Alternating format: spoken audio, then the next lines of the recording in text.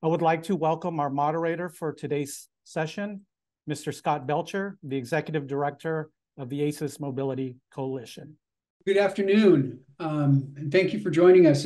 I'm really excited to be here. This is, as Kit said, the start of a really nice partnership, and we're very honored to be part of it. And we're happy that you're all here for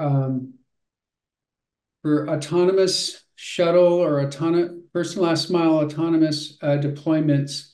What we've learned is that if you've seen one, you've seen one, and so. This conversation about workforce development is absolutely critical, because every time somebody goes to begin a new shuttle deployment, they find that the first thing that they need to do is to make sure that they've got people who can actually work on the shuttles and keep them operational. And unfortunately, that means that we're doing it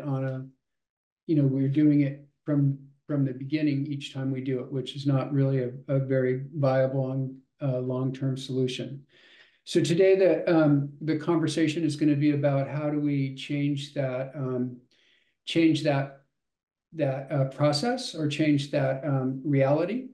So first, let me quickly introduce the ACES Mobility Coalition. We were founded back in July by a number of forward-looking transit or transportation agencies that were either deploying or intended to deploy first and last mile shared use autonomous vehicles. We've been joined by a number of really excellent advisory members from organizations like the Shared Use Mobility Center, SMART, the Community Association for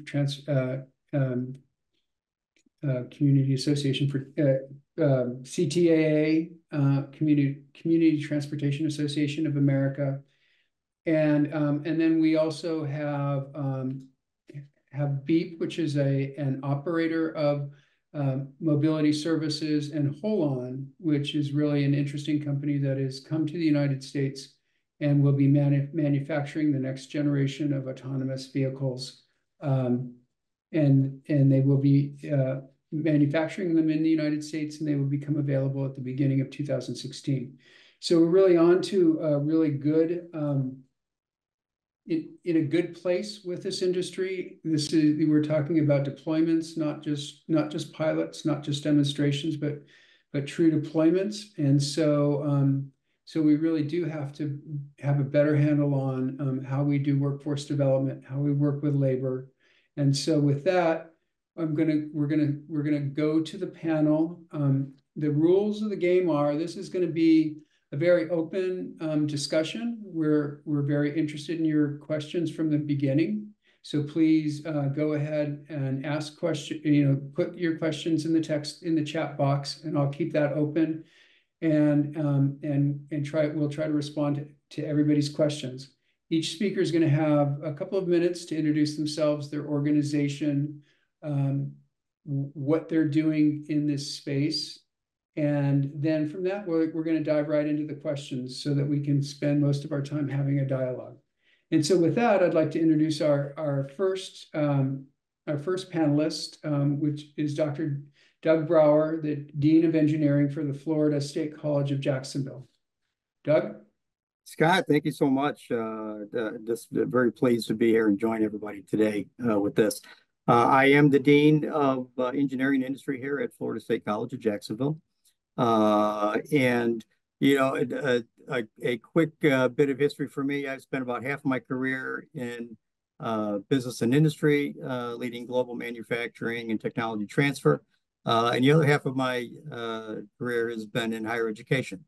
So they both have served me well, but certainly the business experience that I've had around the world certainly brings great benefit to when we looking at different industries when we're talking about workforce development, et cetera, because I'm grounded and I do have an understanding of that. I want to tell you, one of the things that we're doing at FSCJ, and this has been very important for us, because I think one of the neat things about about the college is that we understand the technology that exists today, right? But we also understand that it's going to evolve and change and go forward. And so in order for us to really do our job, which is creating that next generation of the workforce, we need to understand it and be on the forefront of technology. So we very early on, and I know we'll get into a little bit more of this later, but we got involved with grants that really fueled our desire to engage with JTA and Nat Ford of JTA and Dr. John Avendano, the president of FSCJ, got together and really got the bandwagon going as we move forward. So we're at a point today where we really feel that we're leading the state in terms of a lot of things that are happening in advanced driver assistance systems, autonomous vehicle technology, electric vehicle technology. To the point where we're not only bringing that into the classroom, but we're demonstrating it on our campus, and we actually have in conjunction with BEEP and JTA, we have autonomous vehicles shuttles running on our downtown campus that are moving faculty and staff between the two sides of the campus. So we're not just talking about it; we are living it. That's great. And Frank, the next panelist is Frank Martz, who's the city manager for the city of Altamont Springs, Florida. Frank? Well, thank you, Scott, and thanks, Dr. Brower and Key. I appreciate the opportunity to be here. Altamont Springs is a local government just north of Orlando, and a little different than JTA. We're not a transit authority. We're not a transit operator, but like JTA, we've taken the viewpoint that the more convenience that you can bring to your residents, your community, the better your economic development programs will be, the more sustainable your cities will be. And Altamont Springs has been on the forefront of a couple of different types of mobility crests. About 24 or 5 years ago, our city developed one of the first demand response ITS algorithms for the FTA and FHWA, and we deployed it here as a proof of concept. And it was a way for our community to show that local governments can be a place where innovation gets launched. And it was a way for the federal government to demonstrate that it has the ability to partner with people, innovators, innovation organizations, big and small. And that led a step-by-step kind of progressive move forward in alternative transportation systems. Our city is very proud to be debt-free, and a lot of our innovation caused that. We've launched the Innovation Lab, which we'll talk about in a bit. But one of the great things about this webinar and JTA and ACES partnering in that, this type of information sharing, is that workforce development needs are scalable. They're both big and small. That the type of questions and problems that need to be solved through this workforce development effort, aren't confined just to autonomous vehicles, but we all have a need for technicians, and I think this webinar is a great place for us to share that message. Okay, Frank, why don't you? So as an operator, you're also one of the most, this is my personal assessment, one of the most creative and innovative cities and public servants that I know. And you've developed a wide variety of mobility platforms over the years. Why don't you just kind of give us a sense of why you've chosen to do that, and why you are now focused so heavily on autonomous vehicles? Well, sure. One of the things that I think we recognize early on is that it's not the technology, it's the land use. People don't live in technology, they live in places, and they work in places. And our ability in Altamont Springs to connect those places together we felt was going to be a valuable part of our community's future. And we've done most of our really smart stuff, believe it or not, has really been in the land use place, where we do activity center planning, and then now with AV connecting those activity centers. But we started, as I mentioned, with the recognition that technology was going to be part of this future. ITS as a term was understood by so few 25 years ago, but those few who understood it recognized that we needed to engage in the development of how technology would increase acceptance. And we did a demand response transportation algorithm, one of the first that was deployed as a proof of concept, and proved that an algorithm would be able to meet the changing trip demands that were made throughout our community, that we didn't have to operate in fixed guideways, that we were able to function a mass transit system that really was truly a micro transit system, that it could be people scaled. And that algorithm and a kind of our internal staff development around ITS led us to exploring small non-ITS shuttles, and eventually led us to a partnership with Uber. We deployed the first community-wide mobility partnership with Uber that Uber had ever done. And it required Uber at the time to embrace someone from outside their organization and share data, share their back-end technology. And we deployed that. Uber brought to market a demand response algorithm and system. And it allowed us to start to play in a very flexible place with highly innovative private sector partners. We began that partnership with Uber in our first year here in Altamont Springs, and then we quickly expanded it to be 5 cities total and through 2 counties, and we moved 186,000 people for $330,000. And you can't buy a bus for $330,000, let alone hire the operator and move it an inch. So we were able to partner with Uber and then condition and train our community how to use a smartphone, how to use that technology to create some conveniences for themselves. And Uber became, it's ubiquitous now. Uber, Lyft, we use that more as a verb more than an identification of companies now. And that's led to the autonomous vehicle space. The recognition that fixed guideway has its place. But around land use, if you burden yourself with legacy hardware and infrastructure, you have to build everything around that rail line or monorail line.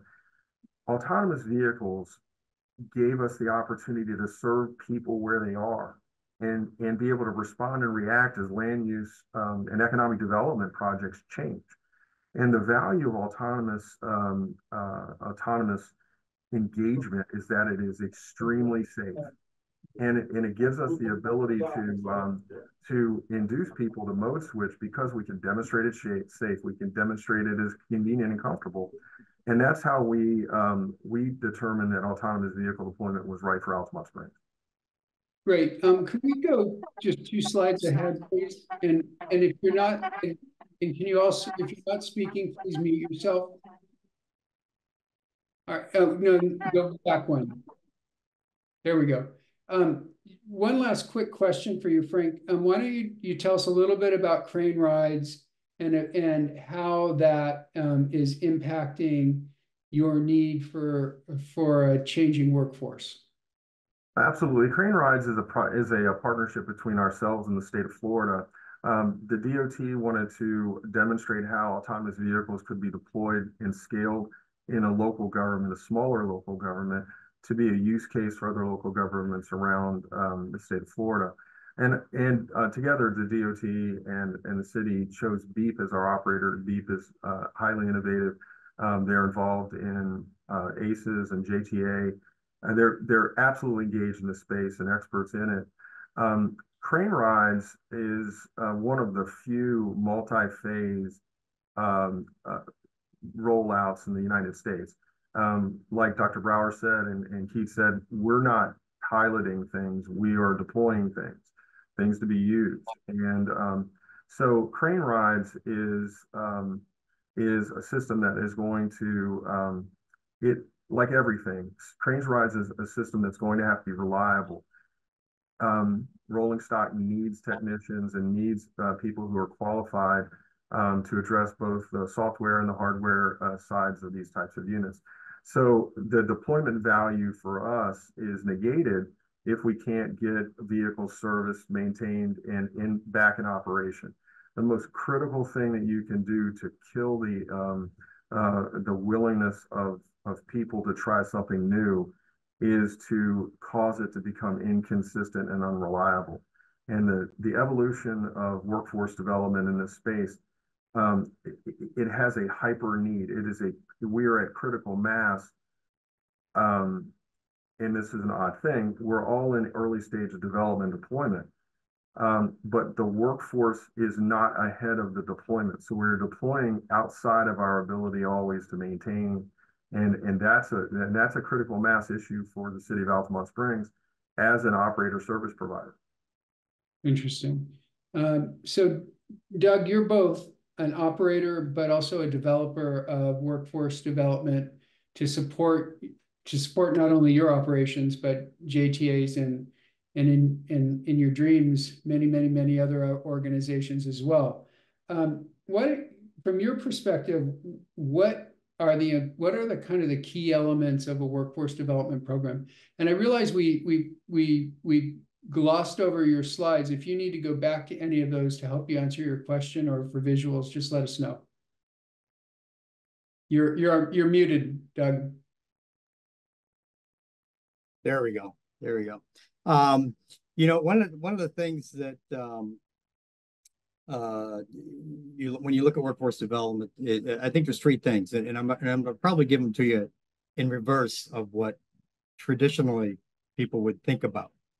But I think the first thing you really need to do, you need to understand the strategic reasons why you're doing something. What is the underlying reason that you need to go after something? I think the second thing you need to do is you need to understand the productivity management and the return on investment value proposition. I think that's another one that is often skipped, right? And then that third step in looking at the workforce development, if you get through those two, then that's going to point you in the right direction, right? So now you get down to what are the specific things that are needed by the public-private partners that are going to be out there in the space. And now you're talking about the key knowledge, skills, and abilities, the KSAs, that need to be part of any workforce development program that ground it and keep it moving in the right direction. So it's really taking, if I go back to my engineering background, you're really taking a systems approach to workforce development. It's just not, fire and shoot from the hip, but be strategic.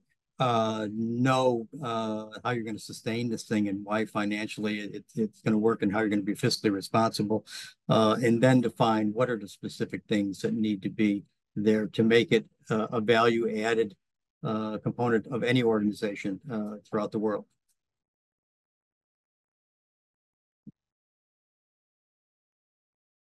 Now I forgot to mute. Let's drill down on that just a second, Doug.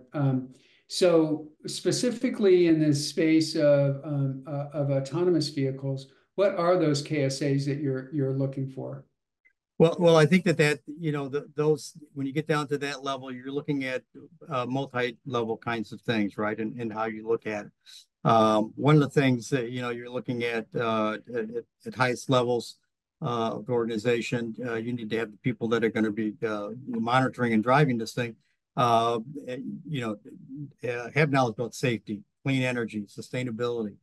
Connectivity is a huge part with the technologies that are being here. Charging, obviously, we're talking about electric vehicles, operational performance, speed, etc. When can they run? When can they not run? How many people can they hold? And Frank hit on this, and I was very pleased to hear Frank mention reliability. Reliability is such a key component of this thing. If there's low probability of success of these things surviving a round trip, you're dead in the water right away, right? People are going to turn off or you're going to spend a fortune in maintenance. But maintenance is a big thing, and at the end of the day, return on investment. But if you take it down to a little the next level down, the kinds of things that are going to be there, you're really looking at things, engineering skills, so electrical, mechanical, computer science skills, those programming things that need to be there. When you start talking about autonomous shuttles, you've got artificial intelligence involved in this, right? So it's understanding what's in the box, the AI box, and how do you diagnose problems outside of the AI box. And you can't forget the one thing here that most people, when we're talking about advanced technology, these things have wheels. They have shuttles. Frank had some wonderful pictures there of the crane project. You need people that are able to mechanically work in these things and bring them back up to a running available position so that people can ride them. If they can't do that, you get a problem. The other thing, and I'll go down to another level here too, when you're talking about workforce development, and again, it's again, strategically where are we going? What's the value proposition of everything that we're doing, and what are the nuts and bolts of everything that we're doing? But those shuttles that, the pictures that Frank had up there, you're looking at job categories right there all around that thing. It's got multi level of sensors, right? It's got radar, it's got cameras, it's got LiDAR, it's got ultrasonics that are involved in this. You've got engineering, you've got technicians going to be involved with those. So those are going to be new jobs in this application, right? You've got all of the people that are going to be involved with the global navigation satellite system. So the GNSS, the internal measurement units that are going to be looking at how this thing is moving from side to side, encoders. So all of that positioning of the vehicle is another whole career area associated with this thing, so that when it's in autonomous mode, it's not 10 feet off, it's centimeters away from where you expect it to be. So sensors feeding into the whole awareness. Sensor fusion is another big workforce area, that we're going to have jobs. It's looking at all the data that's coming in. And you're talking about what, again, artificial intelligence, data analytics, et cetera, but the perception and classification of information that's being gathered, object tracking, and being able to decipher between that. The planning side. Another area where we're going down to the nuts and bolts, the route planning.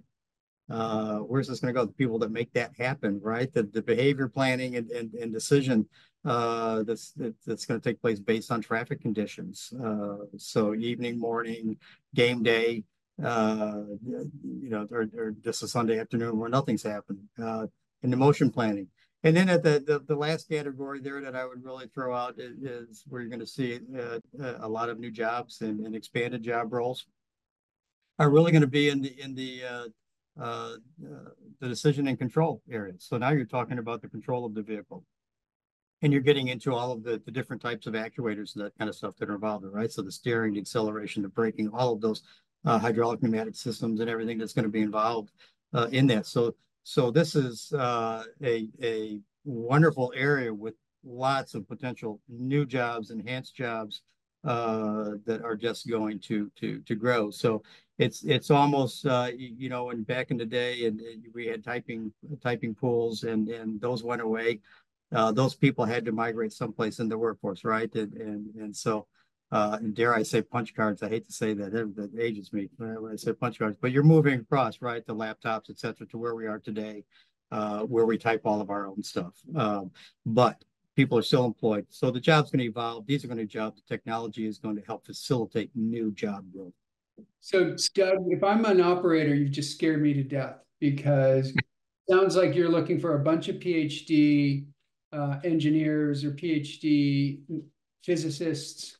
I mean, where am I going to get these people? I mean, are these people all coming out of graduate school? I'm operating a transit system where my salary structure isn't set up for that. And that's where you need to know where are your workforce development helpers, right? So I would say first place you need to go is probably going to be the community college, right? Florida State College of Jacksonville, 2-year degrees. We have associate of science degrees. Those are the technicians. Those are the ones that are going to keep these things on the road, right? Those are where the pool of workers for car dealerships are coming for to work on your vehicle. That's so advanced now with advanced driver assistance systems. So what it's doing is, yes, you have the PhD from University of Florida that's going to come out of grad school and he's going to make a ton of money and he's going to develop the algorithms that are inside that AI box. What I'm talking about is that workforce that needs to work with everything outside that AI box. That's the JTA workforce that's going to need to be there. When there's an issue, be able to diagnose what's the issue, why is something not communicating correctly with the AI box, and what do we need to fix outside the AI box? If it's something inside there, whole nother issue, whole nother level of person you have to bring in. But I think what you're going to find is that the issues that are there are going to be largely at the Associate of Science degree level, the Bachelor of Science degree level. There's always going to be, right, as this grows, the new technology is there. That's going to be the grad students, right, that are really going to be driving a lot of that stuff educationally. But the workforce that you need today to get this up and running, it's like Frank referenced, you know, we're just not talking about it. We're creating a workforce that can go out there and provide value today. And I'm biased, obviously, right? But I'm going to say go to your community college. That's where you're going to get the greatest help because that's what community colleges do. They support the community. Right. Frank, I hope you feel a little bit better after that response, because I know I didn't feel very comfortable before we got that response. So you deployed really before you had a workforce development program, and now you're ramping up crane rides. How do you see the deployment and the expansion correlate with your needs for skilled workforce, and how are you gonna create that skilled workforce? Well, I think, you know, I felt encouraged. I've talked to Dr. Brower in the past, and among the things that caused me to be encouraged are a couple of things that he had mentioned. A good deal of this technology is interwoven into other sorts of applications. So, so the type of people who could be attracted to a workforce development program cut across a lot of different segments of technology and mobility and device understanding. For crane rides, it is a 3-phase expansion that connects essentially the Economic Development Center, Altamont Springs, along the interstate to Sunrail, which is our commuter rail system. And in its growth, you know, it relies on 2 things. The first is, you know, outside of adoption, but you have to be able to get the vehicles to be able to expand the service, and you have to be able to operate and care for the vehicles to keep the service running. So our expansion and deployment focus is, we started Altamont Springs is a group that has the courage to try. And we've been working with Dr. Brower, and the Florida State College of Jacksonville is way ahead of most places in the United States in developing curricula for these types of programs.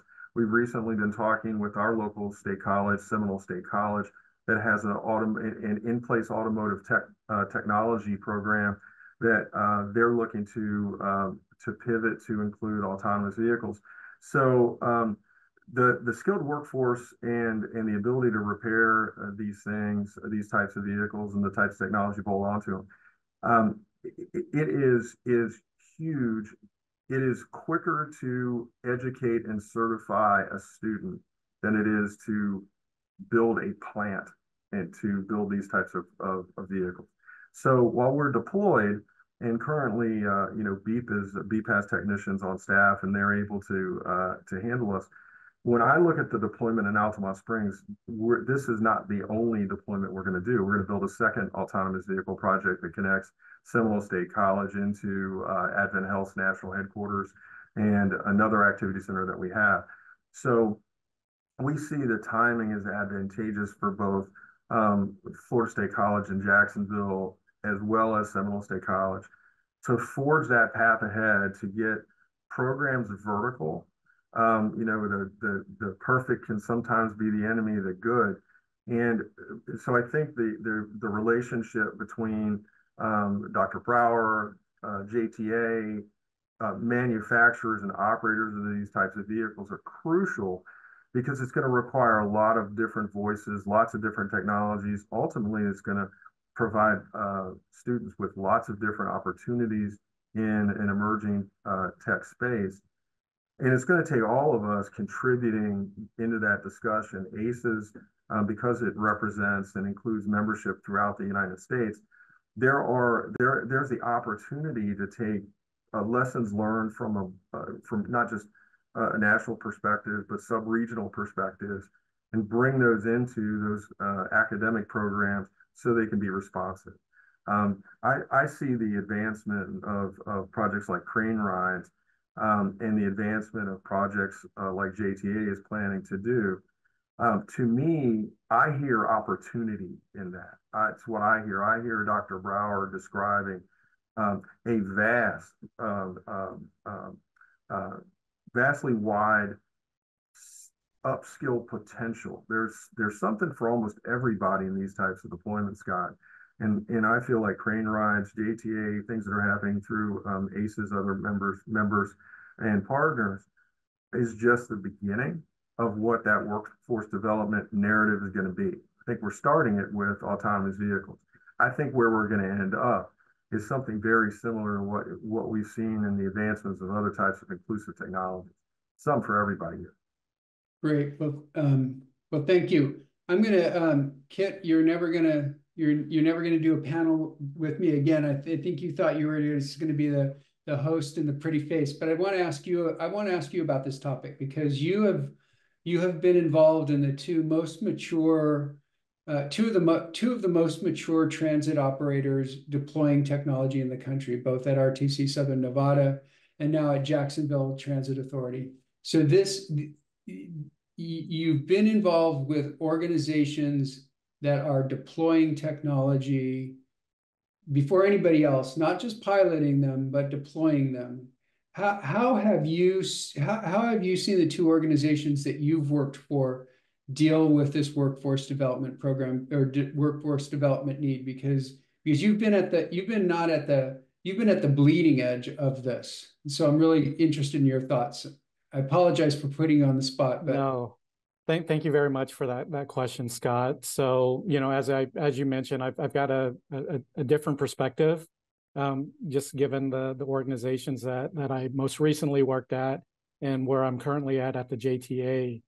So the RTC of Southern Nevada is a little bit unique in that in their service territory with their fixed route and also with their paratransit services, that is an outsourced service. So the RTC Southern Nevada is a pretty lean organization, and they contract out those services. So as we were developing the GoMed connected and autonomous circulator program out there, and again, that program is actually slated for a launch in a similar timeline as the U2C program here in Jacksonville. But the conversation there was a little bit more different, because it's more of trying to define what those requirements are by working closely with our service provider and our technology vendors, and being able to kind of share that with the contracting partners, because that's intended to be a turnkey contracted service, similarly to what they do for the other services. Now at the JTA, the JTA predominantly keeps all of its transit services in-house. So as we are looking to deploy our phase one Bay Street Innovation Corridor, as we're working with our existing contracting team, and BEEP is a part of as a subcontractor on that team, the conversation is a little bit different in that we know that within our existing contract that there is a provision to start off as a turnkey service.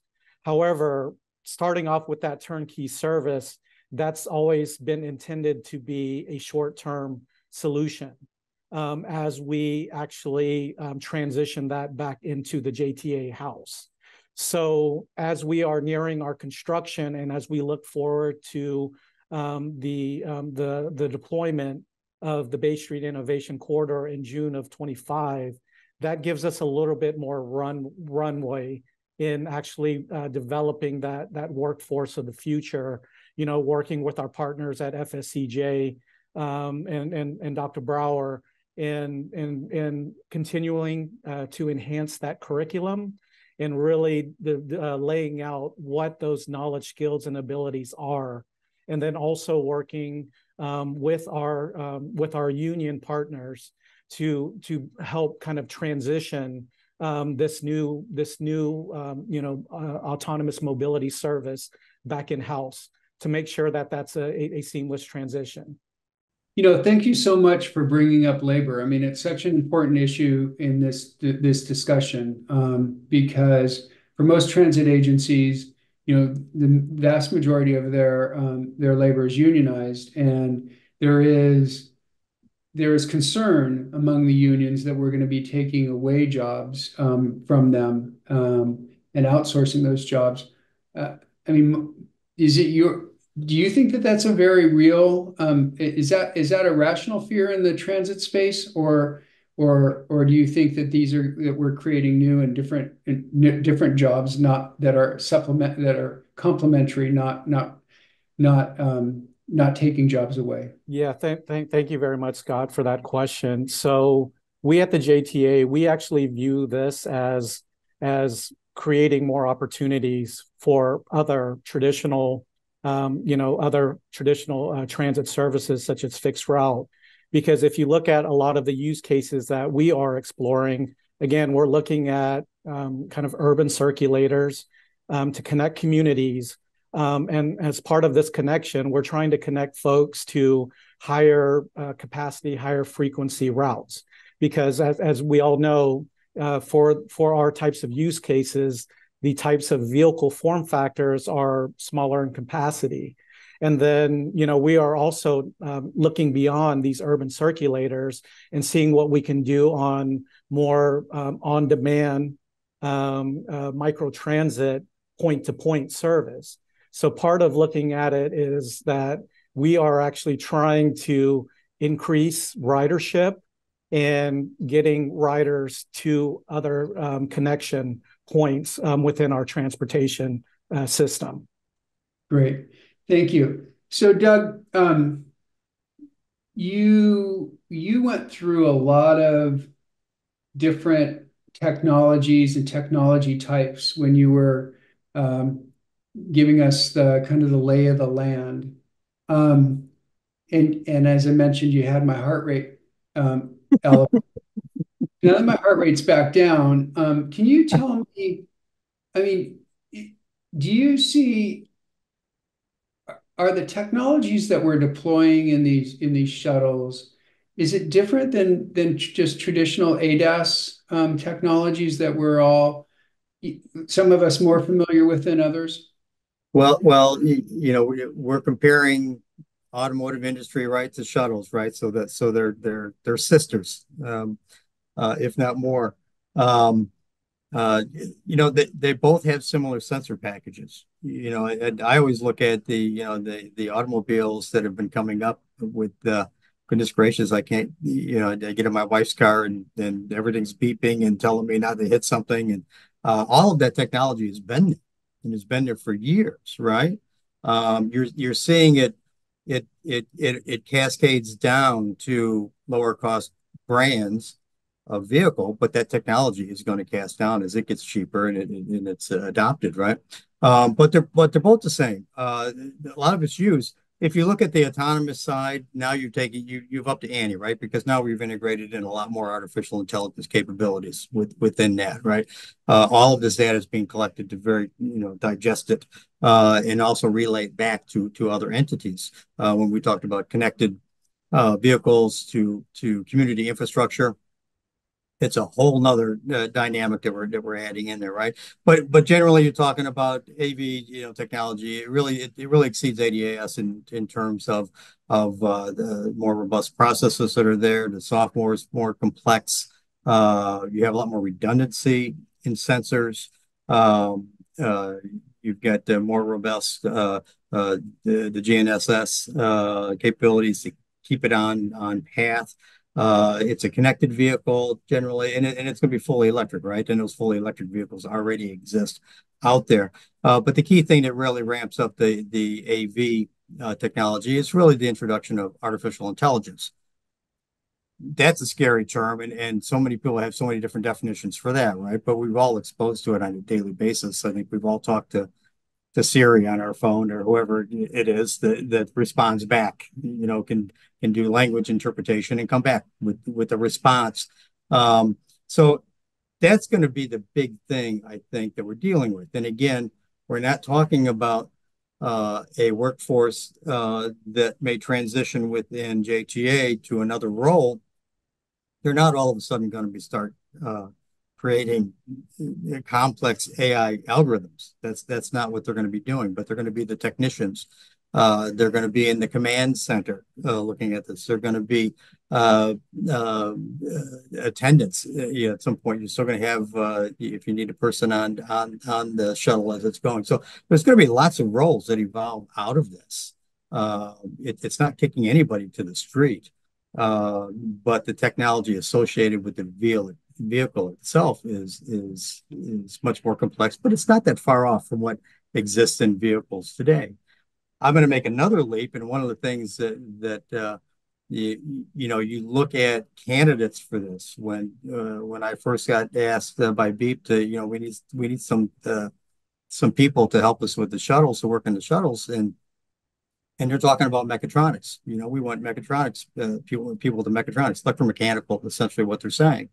But now you're dipping into manufacturing, advanced manufacturing. They have all the same sensors and everything there to track things and vision systems and all that. So the technology thread that's running through so many different sectors in our economy lends people to jump back and forth into transportation, such as a JTA and work on their vehicles, or work in automotive, or work on a manufacturing line that's using AI.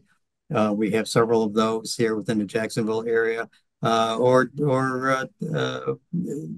just become work on the vehicles and do maintenance because someone still has to make sure the brakes work, make sure the tires work, the structure is there. So I think that when you talk about workforce development, it's not getting rid of an old workforce and replacing it with a new one. I think it's the evolution of the existing workforce that is going to be doing bigger, more challenging, more fulfilling jobs. And along with that, I think that you'll probably find that the compensation levels are going to track and trend with that, which would alleviate a lot of people's concerns that, I'm not going to be unemployed. You're going to have a good paying job and be able to take care of yourself. Okay. Well, thanks. Doug and Kit, this is a question for you both as operators. I mean, and Doug, if you want to weigh in, you can. So the most important thing for a transportation organization is safety, and then reliability, right? And then those are key to that. That's the kind of the bottom line. That's your top KPI always. But then your next KPI is customer satisfaction and keeping butts in the seats.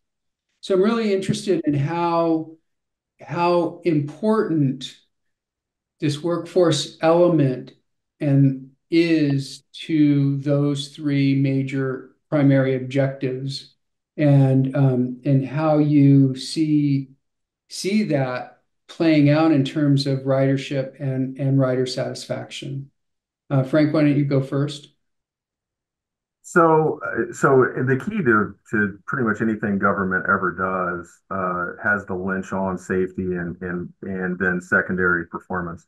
And you see that in virtually everything that a local government will do. It's just you have an obligation to take care and keep safe those people who are trusting you with the use of infrastructure or parks or programs. So the ability to have and really to drive home the reliance, the confidence that riders can have in autonomous vehicles is really, in our view, connected to a couple of things. Um, when things are running consistently, that itself is an illustration that the system is working functionally good enough to move. That's people see a vehicle that's either broken down or it's run out of a battery in the middle of a route, and they see that occur. And not only have you taken the people who have trusted you to be on the vehicle, you've taken away their confidence that it's a reliable service, but they're going to tell their friends, and the leverage forward, the additional rider that multiplies the interest in ridership is impacted. So having enough workforce, trained, skilled workforce technicians to keep rolling stock moving, and Dr. Brower mentioned, I mean, things are moving. This is not a concept anymore. That's really key. But the ability to respond and respond in a timely manner is something people will also see. And that translates to what you described about customer service and the customer expectation. You always want your customers to feel like they're being heard. Um, and there is a silent scream when a vehicle goes down, the reliability factor goes down. The silent scream is from your customer is, I want reliability. And that's driven home through workforce development, proliferation, partnerships between organizations, between deployment and operational transit agencies, cities, and counties. We all have a vested interest. This is an Adam Smith issue. This is a rising tide raises all boats type of thing. So our ability to be able to drive home reliability really lynches on not just what they experience in crane rides, but what they experience in Houston and in Jacksonville and in North Carolina, places who are deploying. The internet made the world small, so everyone's sharing informal use case from rider to rider. While we're writing them, they're telling that story. So the story we have to be able to imbue them with is this is reliable. And if there's something goes wrong, we will have boots on the ground and hands on the vehicle, and it will be back up and running. We all suffer service outages, AT&T, the big ones and the small ones. A pool filter goes out. It's your ability to get it back up and your ability to have a resilient customer service response is really where that workforce development niche is going to be filled. And it's an exciting space for people to get into, but it's going to be hard to attract people into that if we are not putting a good service out there that they feel they want to be associated with. So from our standpoint with crane rides, the correlation with skilled workforce and repair and reliability and safety all translate into a common bullet point that every lay person can identify with. It does what it's supposed to do, when it's supposed to do it, how it's supposed to do it, and I'm going to give it another shot. And each time we get people on these vehicles, it's a small increase in that consumer confidence. Well, I love the reference to Adam Smith in a technical conversation. Thank you. You made my day there, Frank. Kit, do you have anything you want to add to that question? Yeah, thank you, Scott, and thank you, Frank, for your thoughtful response. I'm aligned with Frank and wanted to piggyback just a little bit on what he spoke to regarding kind of the safety, the reliability, and also the customer experience. So as it pertains to workforce, I think Frank really hit the nail on the head. If you can be really open, transparent, and being able to explain the technology, how it behaves, how it works, how it's supposed to kind of get you from point A to point B in its mission in kind of autonomous vehicle speak, and to do that reliably and to be able to explain that, I think that goes a long ways in being able to kind of create that feeling of public trust, public confidence, which results in a really good customer experience. I think also part of it too is being able to explain that our vehicles operate in a defined environment, in a defined operational design domain. So these vehicles have put in training hours. It's been mapped and programmed to a very precise location on this particular route. And then we would be also we need to be able to explain kind of what happens when there are certain conditions or deviations from that, and what you should expect the vehicle, how that should perform safely as part of its mission. And as it pertains to the workforce, I think, one of the underrated things in an ambassador role is to be able to explain this in a layman's term so that folks can feel comfortable. And as they experience it, it corroborates what you've explained to them. And Kit, we lost you. You went on mute. There you go. Oh, my apologies. In an ideal world, if these autonomous vehicles are operating very reliably, very safely, it's actually a little bit uneventful.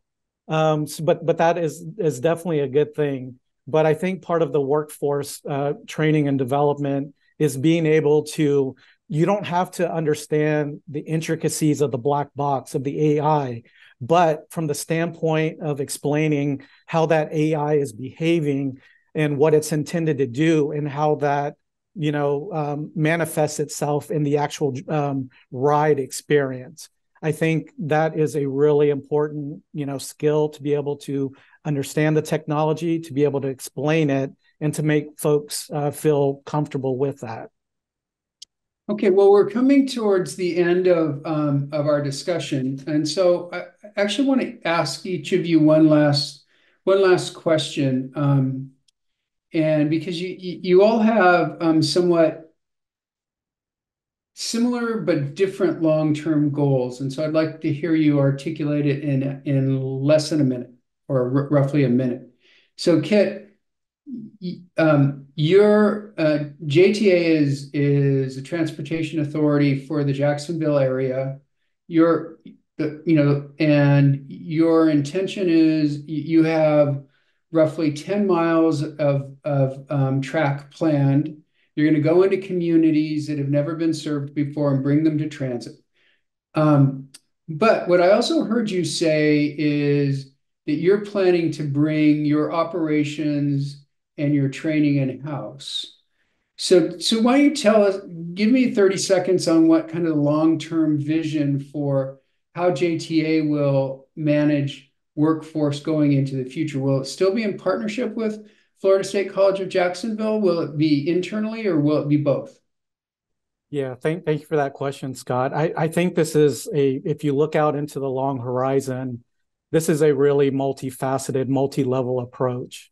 So, we envision continuing our partnership with FSCJ, Dr. Brower, his faculty, his department, his staff, to further advance curriculum development, as we look to train our workforce of the future, and as we work with our union partners to provide those opportunities for upskilling. But from a multifaceted standpoint, we actually think that it can start much earlier. And the JTA is really active in our community with our local Duval County Public School District to work with STEM programs to build awareness of these technologies. So we see it as an opportunity to introduce, engage at younger ages, those that are interested in this type of new technology, and then building that all the way up, through STEM programs in high school, and then as they matriculate into higher education.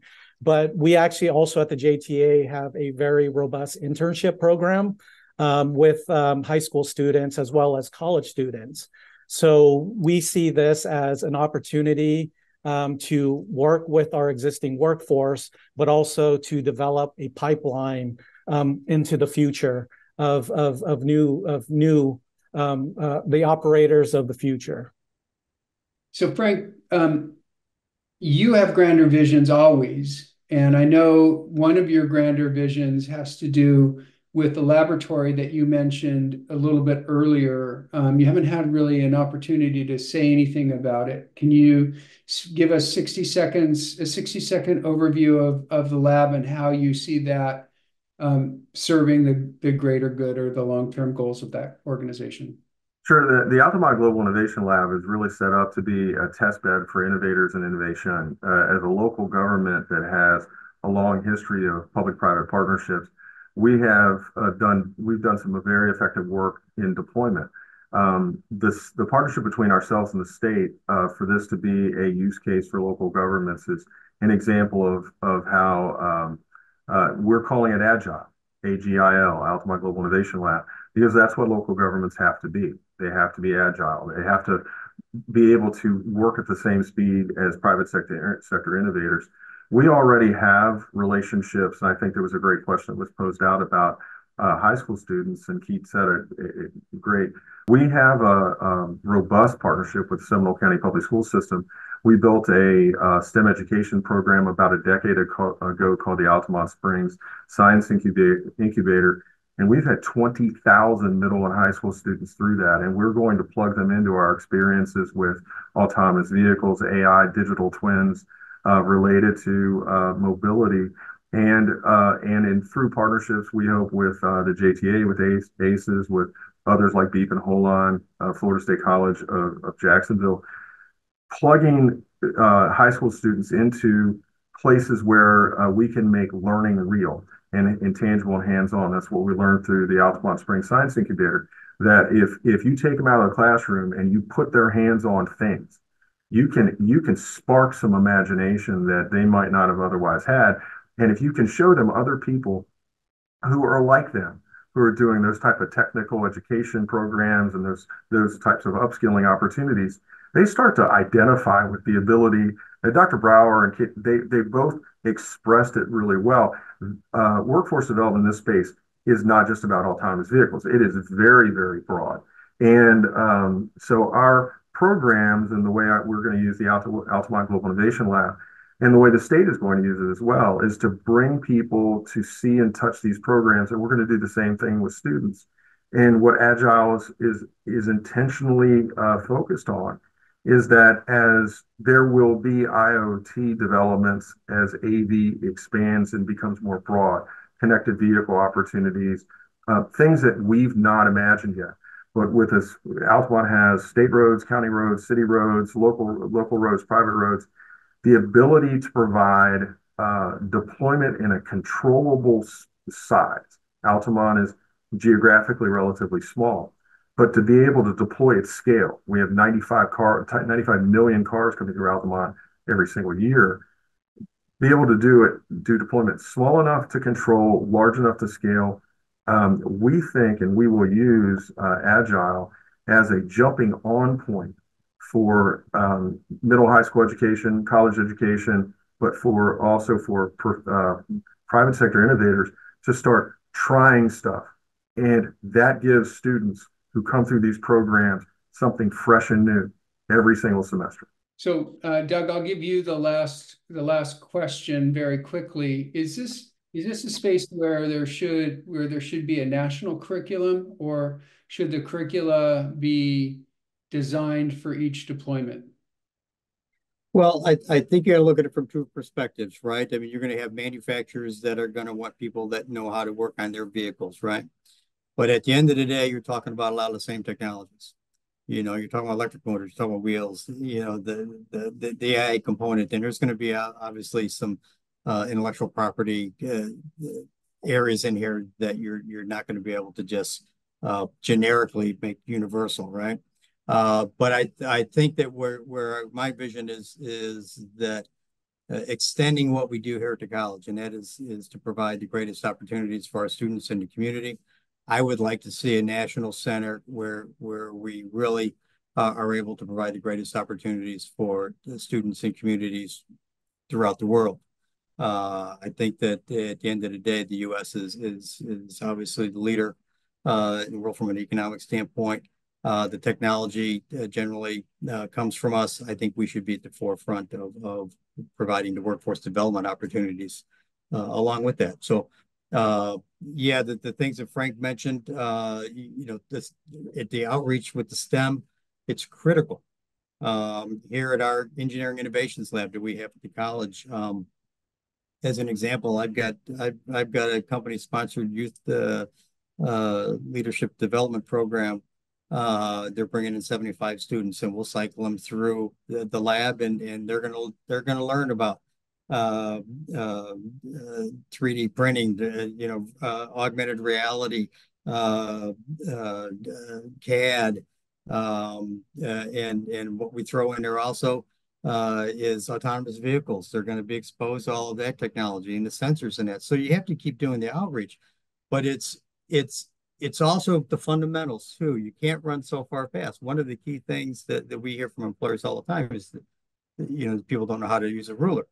So we have measurement in there too. I mean, something you don't think a tape measure is very high tech, but it's critical and it's fundamental. So we bring a lot of that stuff in there. It's all part of the STEM component, but it really is outreach. So the things that Kit talked about with DCPS, yes, we're very much involved with that too. The things that Frank talked about with the K through 12 and post-secondary areas there in Altamont Springs and Central Florida. Yes, those are all wonderful things. It has to happen on a more global scale.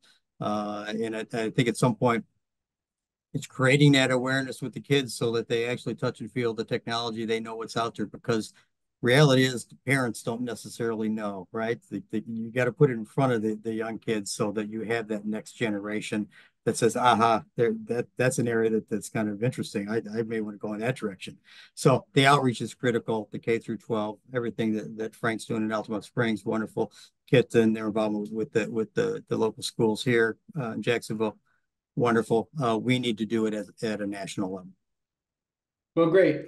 First of all, great panel. I really appreciate all of your time. And Kit, thank you for being willing to jump in there. You just had too much in your head that I couldn't just let you sit there and be a pretty face.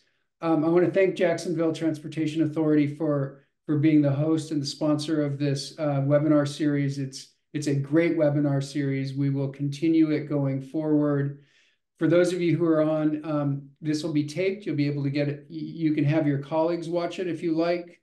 And then we will have our next webinar probably in the June-July timeframe. It may even be on workforce development, but with labor and the US DOT. I'm not quite sure yet. I think this, and thank you all for joining us. We really appreciate your time, and we hope you found this valuable. So with that, I'll say, Kit, do you want to say anything, any final words, or are we good? No, I just wanted to thank everybody that joined in or tuned in or viewing or listening after the fact. We welcome you to join this conversation. So this is, we're looking towards the future, and as many different diverse perspectives that we can have from a national perspective, I think that helps create, a greater opportunity for the positive change that we're looking for in our future. So thank you.